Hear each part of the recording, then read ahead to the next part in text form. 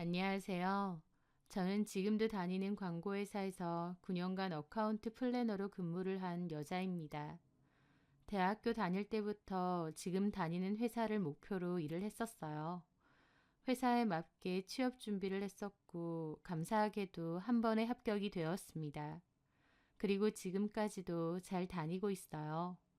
그렇다 보니 회사에 애정도 많고 늘 열심히 하려는 마음으로 회사를 잘 다니고 있습니다. 그 남자는 저보다 4년 뒤에 입사를 했었어요. 나이는 동갑이지만 회사에선 제가 선배이자 일을 가르쳐주는 사수였죠. 학교는 명문대를 나왔는데 생각보다 일머리는 없는 편이었습니다. 하지만 배우려는 자세가 좋았고 성실하고 싹싹했어요. 일이야 할수록 느는 거고 일단 성실하게 또 열심히 하려고 하니 저는 너무 좋게 봤죠. 그렇게 저는 필요한 부분도 잘 가르쳐주고 그 남자도 적극적인 자세로 배우고 이랬어요. 그러다가 나중에는 좀 친해지게 되었습니다. 사적으로 연락할 정도로 친한 건 아니었지만 회사 안에서는 이런저런 대화도 많이 하고 가깝게 지냈죠.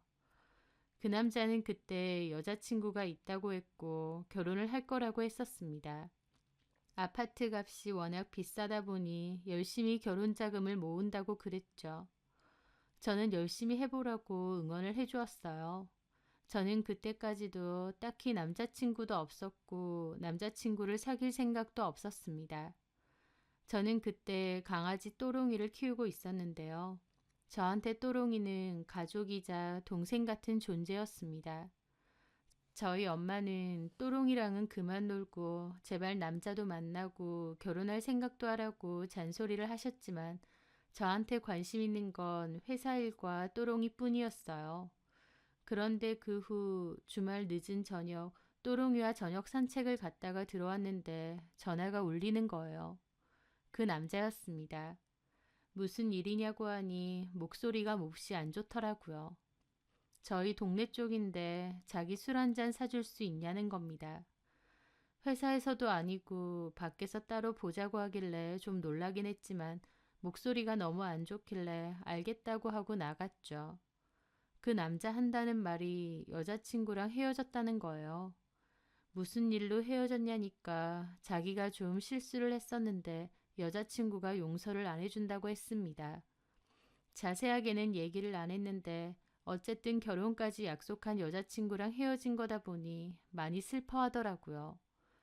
저는 무슨 일인진 모르겠지만 기운 내라고 위로를 해주었습니다. 그날 어쩌다 보니 밤 늦게까지 술을 마시며 대화를 많이 했어요. 그리고 헤어졌는데 그 후부터 그 남자가 회사에서 말고도 저에게 사적으로 연락을 종종 했습니다. 뮤지컬 티켓이 생겼는데 같이 가자던가 새로 생긴 밥집에 가보자고 한다던가 여러 가지 핑계를 대면서요. 편한 직장 동료니까 저도 스스럼 없이 같이 잘 갔습니다. 그런데 나중에 그 모습을 본 다른 직장 동료가 그러는 거예요. 둘이 사귀냐고요.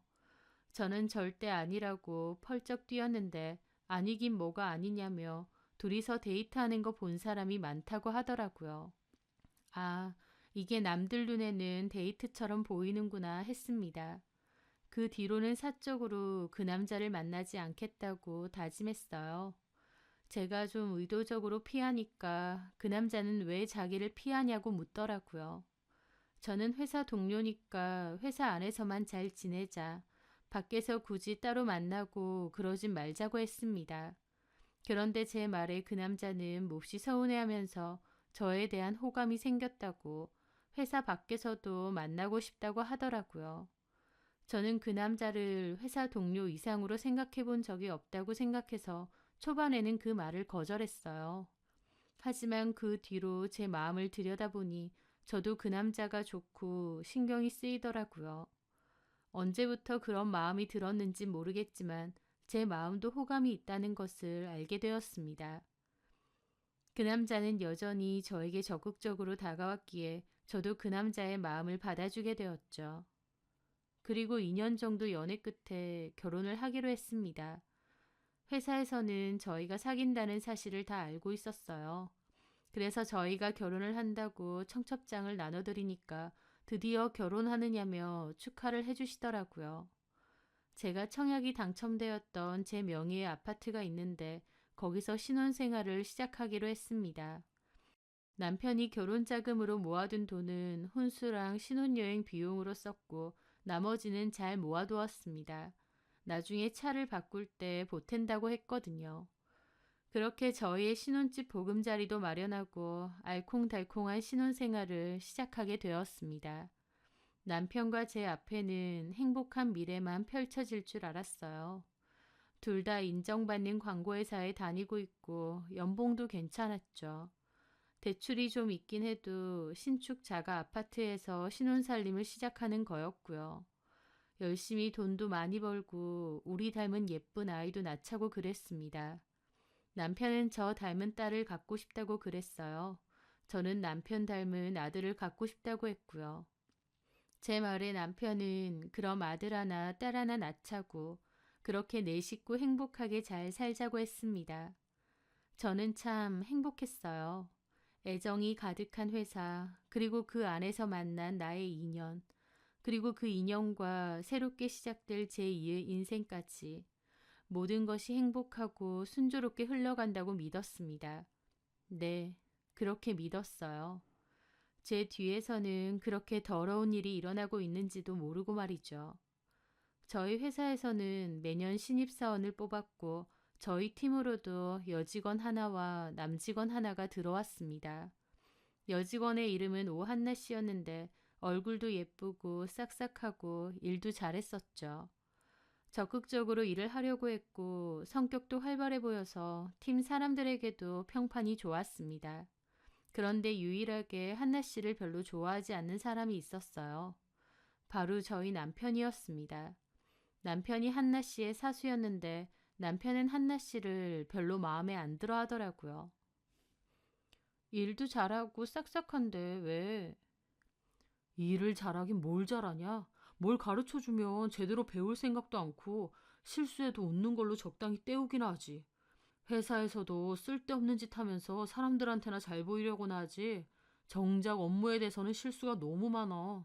내가 걔 때문에 골치가 아프다니까? 저는 남편이 그런 말을 할 때면 속으로 당신 예전에 어떻게 했는지 생각해봐라 싶었습니다. 남편도 초반에는 일도 잘 못하고 실수도 많이 했거든요.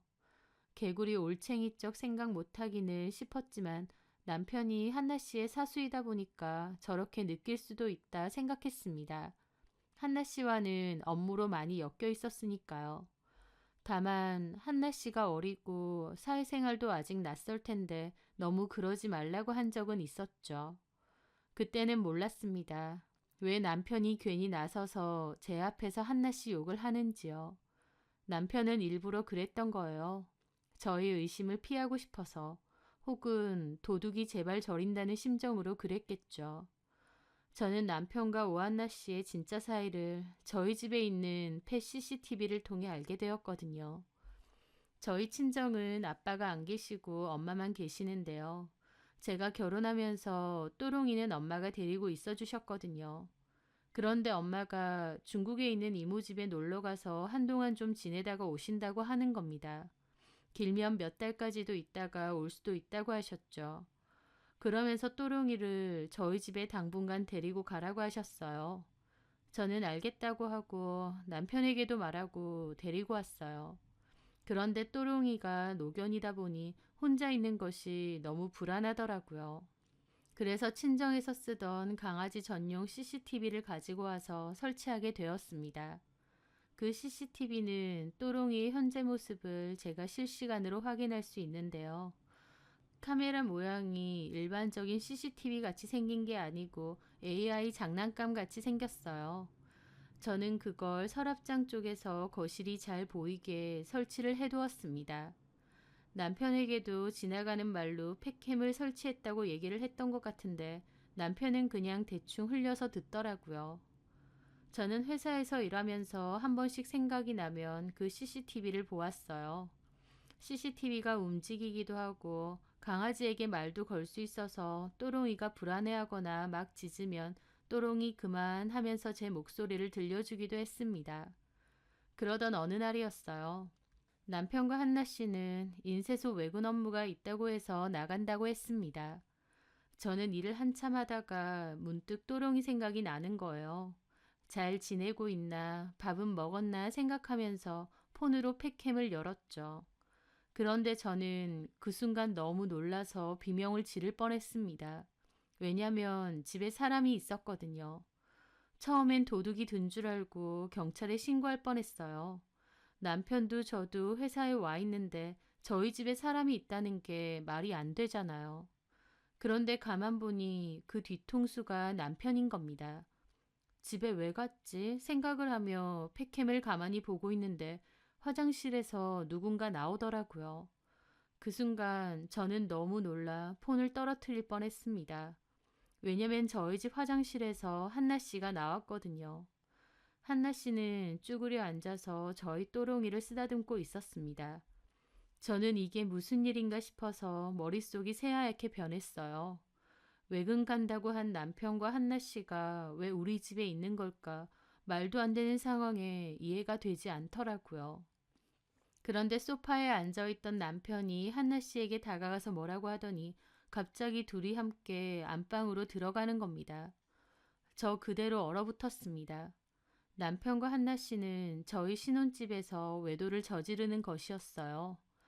이게 진짜 말이 되나 싶어서 꼼짝도 못하겠더라고요.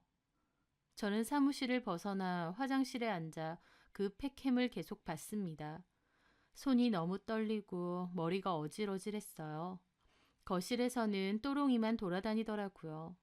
그렇게 남편과 한나 씨는 한 30분 정도 지나고 나니 밖으로 나오는 겁니다. 두 인간들이 저희 집 안방에서 무슨 짓거리를 했는지는 말 안 해도 알 수 있었죠. 저는 너무 큰 충격으로 화장실에서 거의 1시간이나 앉아 있었습니다. 두 사람이 바람을 피고 있었다니 저는 꿈에도 예상 못한 일이었어요. 저는 남편과 그 여자에 대해서 생각을 해보았습니다. 도대체 언제부터 이런 사이였을까? 언제부터 이렇게 자연스럽게 우리 집에 드나들었을까? 또롱이가 오한나 씨를 보고 짖지 않는 걸 보니 처음 온 것도 아닌 것 같더라고요. 둘이서 외근을 자주 나갔는데 사실은 우리 집으로 갔던 걸까? 지금 당장이라도 남편과 오한나 씨 멱살을 잡아 끌고 와서 따지고 싶었습니다. 온몸이 너무 떨리고 기가 막혔죠. 가만 생각해보니 오한나 씨는 저희 결혼식에도 왔었어요. 신부 대기실에 있는 저를 보고는 과장님, 너무 아름다운 신부세요. 라고 했었죠. 그리고 저에게 과장님 행복하세요 라고도 했었습니다. 내 뒤에서 내 남편과 만나고 신혼집에 내 침대에서 뒹굴었던 그녀가 저보고는 결혼식장에서 행복하라고 했던 겁니다. 도대체 언제부터 이것들에게 기만당하고 있었을까 속에서는 용암 같은 분노가 올라오더라고요. 저는 도저히 그 인간들의 낯짝을 볼 자신이 없었습니다. 그 상황이 일단 안 믿겼고 제가 그것들 얼굴을 직접 보면 무슨 일을 저지를지 모르겠더라고요. 그렇게 사무실로 돌아가니 팀장님이 어디 몸이 안 좋느냐고 얼굴이 새하얗게 질렸다고 하셨습니다. 저는 급체를 한 것 같아서 병원에 가야 될 것 같다고 하고 조퇴를 했습니다. 그렇게 도망치듯 회사를 나왔어요. 그 인간들이 좀 전까지 있었던 집으로 들어갈 업무가 안 나서 차 안에서 녹화된 캠을 다시 돌려봤습니다. 집에 자연스럽게 들어오더니 오한나 씨는 화장실에 가고 남편은 물을 마시고는 소파에 앉아 있더라고요. 그리고 잠시 뒤에는 제가 봤던 그 광경이었고요. 저는 배신감으로 벌벌 떨며 그 장면을 보고 또 봤습니다. 결혼한 지 몇 개월밖에 안 됐는데 어떻게 이럴 수 있나 그 생각뿐이었어요. 그리고 차라리 모텔을 가지 왜 신혼집을 왔을까 싶기도 한데 사실 남편은 연애 때 저랑도 호텔이나 모텔은 선호하지 않았습니다. 자기는 그렇게 여러 사람들이 스쳐간 곳이 싫다고 했었거든요. 그 생각이 나면서 이 인간이 지는 세상에서 제일 더럽게 바람피면서 기어코 바람질까지 집에서 하는구나 싶었어요. 그렇게 이를 바득바득 갈고 있는데 제가 아파서 조퇴했다는 얘기를 들은 건지 남편이 저에게 전화가 오는 겁니다. 저는 안 받으려다가 받았는데 엄청 걱정스러운 척하면서 괜찮냐느니 어느 병원에 갔냐느니 묻고 있더라고요. 이게 사람인가 싶었죠.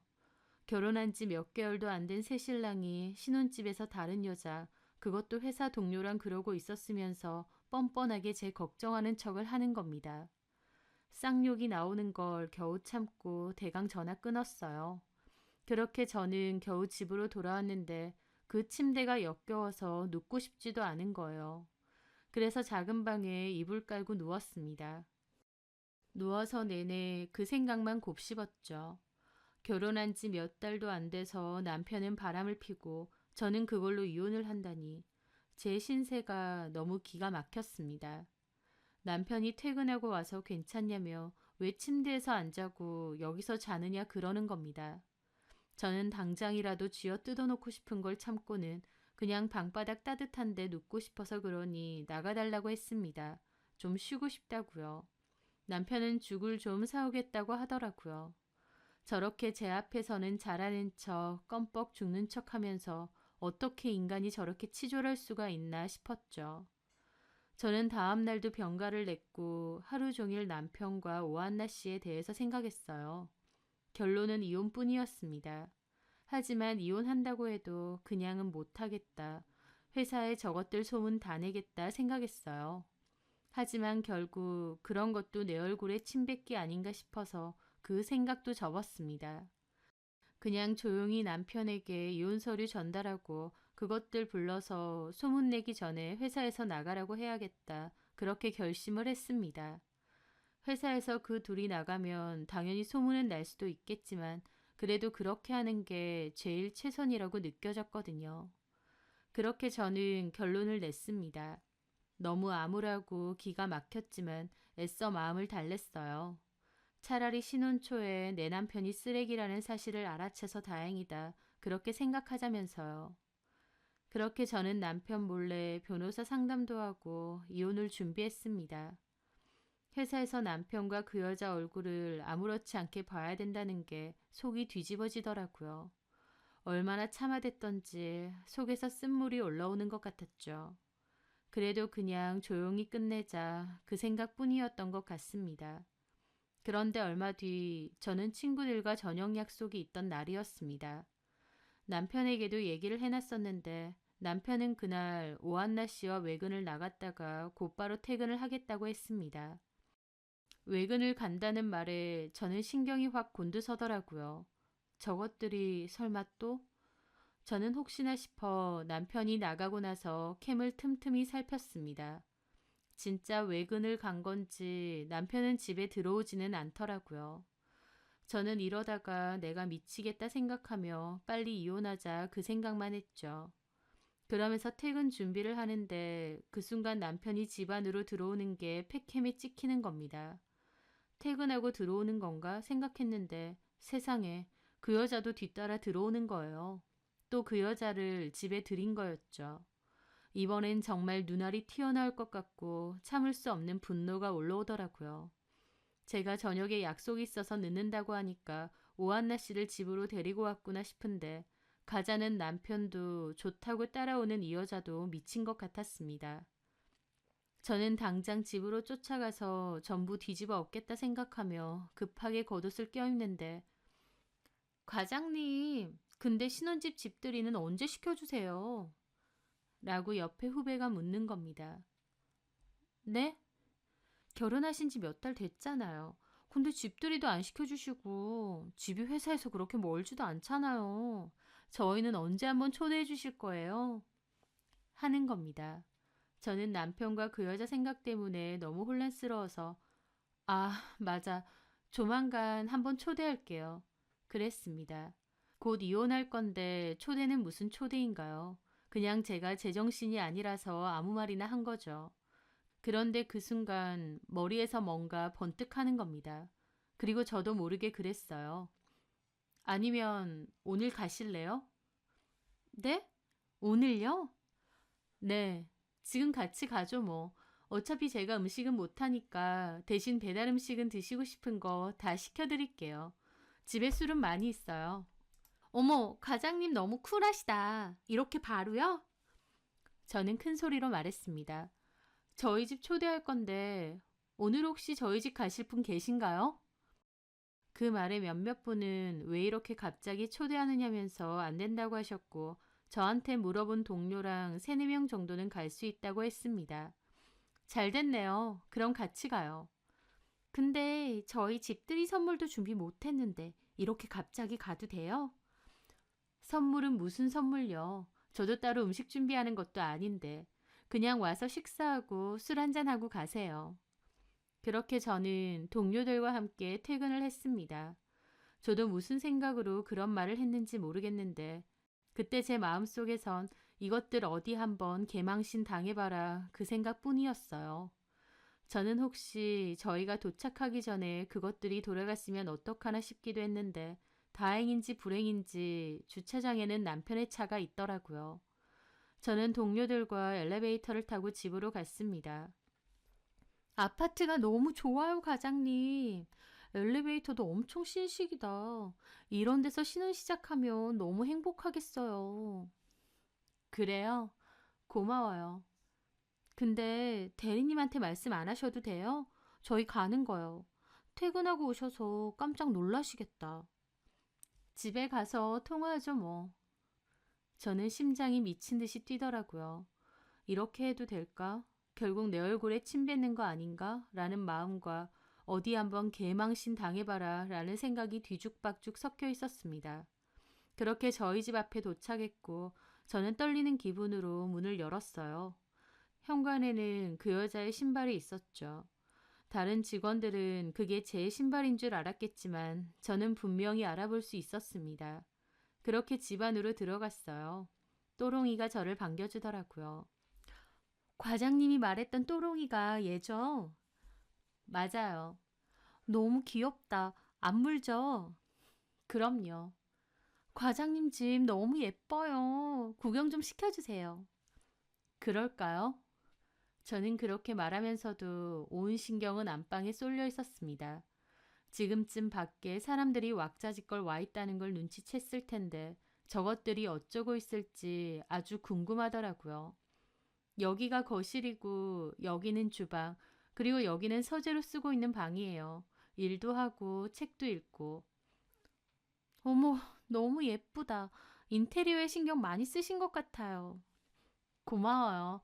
이 방은 뭐 따로 없어서 창고로 쓰는 방이고요. 아, 그렇구나. 그럼 저쪽 방이 큰 방인가 봐요. 맞아요. 큰 방도 볼래요?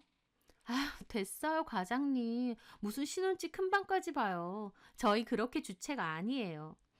아니에요. 그냥 집 구경하는 건데요, 뭐. 하면서 저는 동료들을 데리고 안방 문 앞에 섰습니다.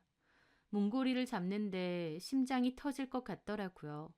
저는 문고리를 힘껏 돌려서 문을 확 열었어요. 그런데 남편도 그 여자도 안 보이는 겁니다. 어머, 침대 진짜 크고 이쁘다. 이거 되게 비싼 브랜드잖아요. 동료들이 그렇게 말을 해도 저는 이것들이 어디 갔지? 그 생각밖에 안 들더라고요. 그런데 그 순간 저희를 따라 들어온 또롱이가 갑자기 드레스룸 쪽으로 가더니 왈왈 짖는 겁니다. 그 순간 알았죠. 이것들이 드레스룸에 숨었구나 라는 것을요. 또롱이가 드레스룸 앞에서 짖고 있으니 동료들이 어리둥절해 하더라고요. 또롱이 왜 저래요, 과장님? 또롱아, 너 왜 그래? 거기 귀신이라도 있니? 그러게요. 또롱이가 왜 저러지? 진짜 귀신이라도 있는 건가? 과장님 무섭게 왜 그러세요? 한번 열어보면 되죠. 귀신 있는지 없는지.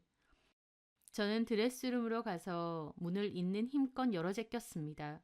그 순간 정말 모두에게 정적이 찾아왔어요. 뒤에 서 있던 동료들은 너무 놀랐는지 비명도 못 지르더라고요.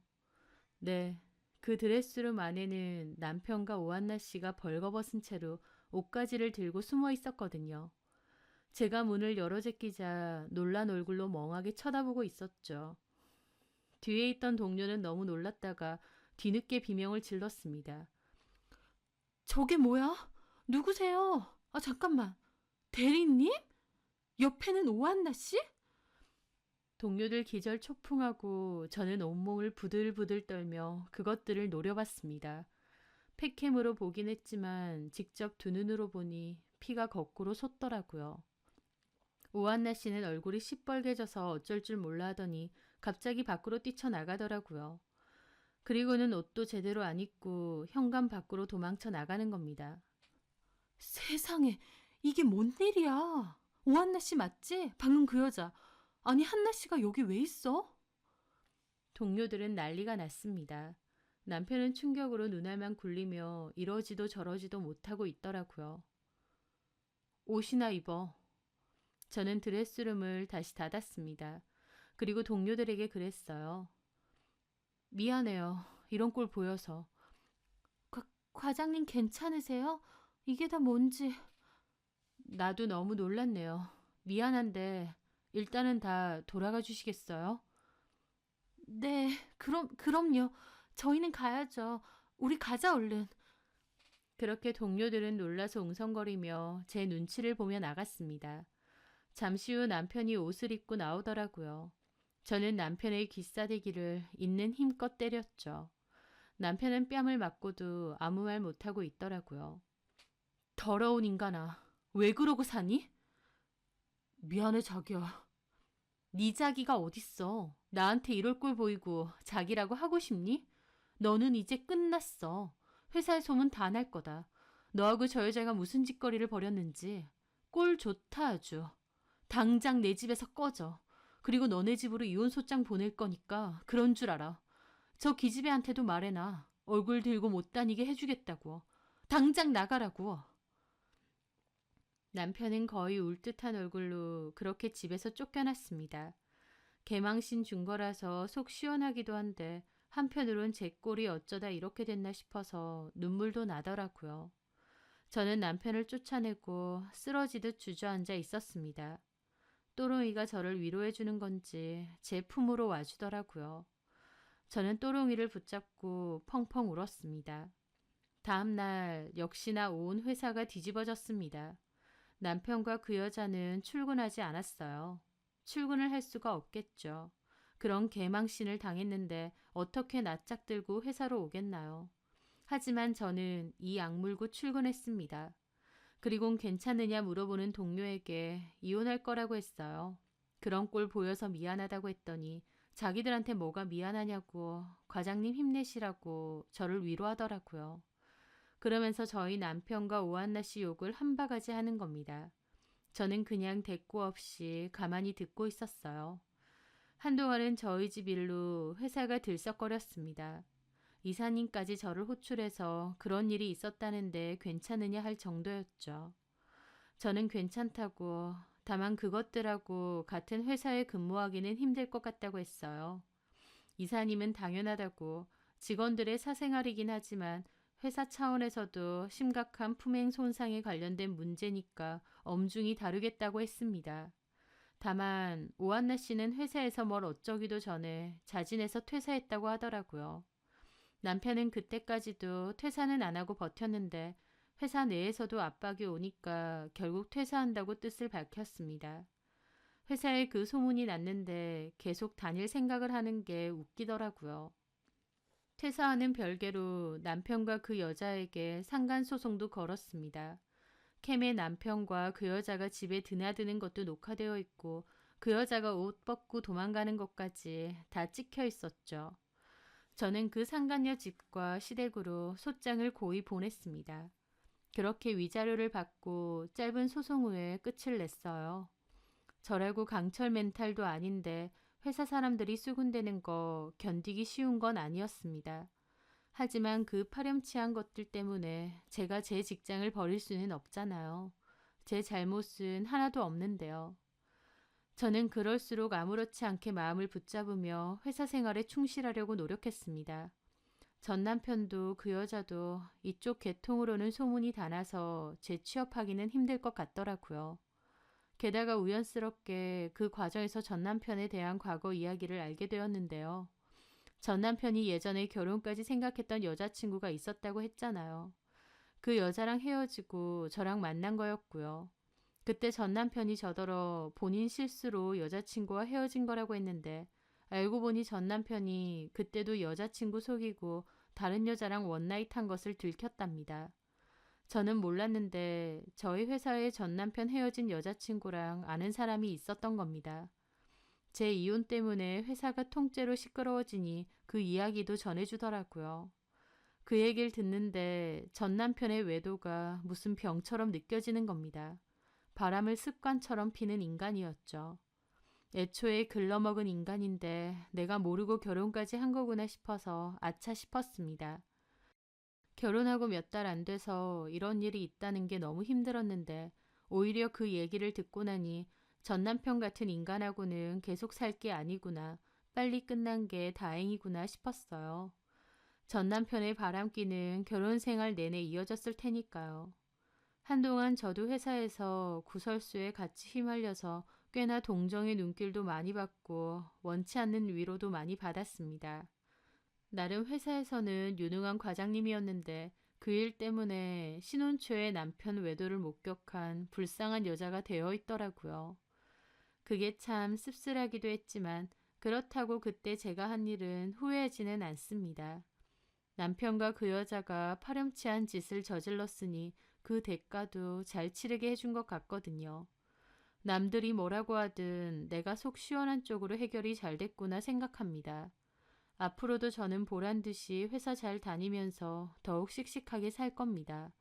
겨우 그런 일로 의기소침해지거나 민망해하고 싶지도 않아요. 제가 잘못한 것도 아니니까요. 언젠가 시간이 많이 지나면 참 어이없는 일을 겪었구나 웃으면서 회상할 수 있겠죠. 제 사연 들어주셔서 감사합니다.